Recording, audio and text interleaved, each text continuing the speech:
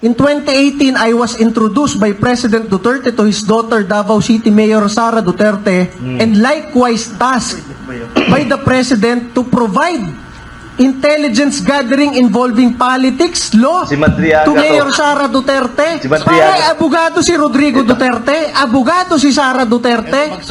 Napakaraming abogadong nakapaligid Napaka-imposible nga sa naman. kanila. Ikaw ang inutusan mag-provide ng legal advice kay Sara Duterte. Alam mo talagang sinungaling eh. Ramil Madriaga, the alleged bagman daw ni Vice President Sara Duterte, ay nakahanda raw siyang tumistigo at isiwalat ang kanyang nalalaman kaugnay sa aligasyong ipinaparatang kay VP Sara Duterte at handa raw siya kung sakaling ipapatawag siya sa Kongreso kaugnay sa impeachment ni Vice President Sara Duterte na pinaparatangan pa niya ito na di umano illegal ang mga ipinapagawa o inuutos sa kanya ng Vice Presidente. At sino kaya maniniwala sa isang taong may kasong kidnapping? Kumusta mga kababayan? Viral at pinag-uusapan ngayon sa mundo ng social media ang pahayag nitong si Ramil Madriaga na marami daw siyang alam tungkol sa mga anomaliyang gawain ng ating Vice Presidente Sara Duterte. Pero mariin itong kinontra ayon sa video na ipi-play natin mamaya ayon kay former National Youth Commission Chairman Ronald Cardima na imposibleng maging tao siya ni VP Sara. Sino raw ba siya?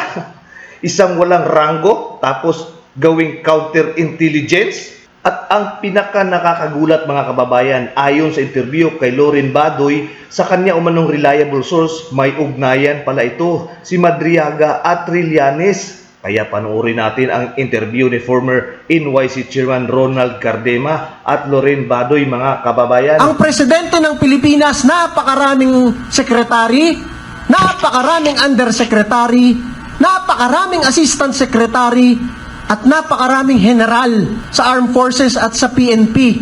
Maliban pa sa napakaraming opisyal galing PMA at PNPA, ikaw na walang ranggo sa AFP at PNP, ikaw ang inutusan for counterintelligence. Yun nga naman, may kaso pa. Parang hindi kasi kapani-paniwala yung mga affidavit niya. Parang ngayon ko lang kasi siya narinig, di ba, mga kababayan? Sometime in 2018, I was formally assigned by President Duterte Ito ang affidavit ni Madriaga na na-assign daw siya bilang isang, ano yun?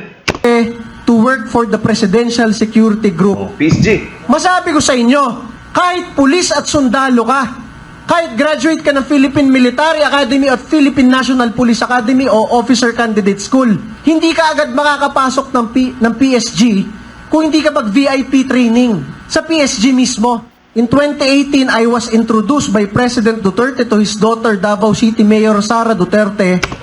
Si Presidente pa nag-introduce doon sa kanya, kay Madriaga, doon kay Sara Duterte. Likewise tasked by the President to provide intelligence gathering involving politics, law, to Mayor Sara Duterte. Pare, abogado si Rodrigo Duterte, abogado si Sara Duterte. Napakaraming abogadong nakapaligid sa kanila. Ikaw ang inutusan mag-provide ng legal advice kay Sara Duterte.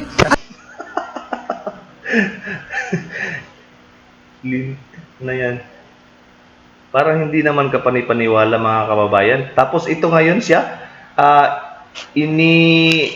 ini-present niya yung sarili niya na pagdating sa impeachment ni Sara Duterte, kung kinakailangan daw siya doon sa Kongreso, pwede siyang gawing testigo.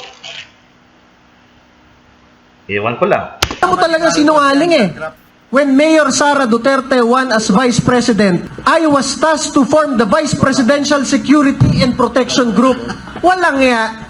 Sa dami-dami ng general ng Armed Forces at PNP at mga opisyal na nakapaligid sa kanila galing PMA at PNPA, ikaw na walang ranggo, ikaw ang pinag-form ng Vice Presidential Security Group. Ito na, kay Loren Badoy. Ito nakakalat sa YouTube itong video na ito. Madriaga, yung asset natin ang sinasabi, siya yung nilapitan ni Trillanes para i-assassinate si Vice President. The Vice President knows this. Nako,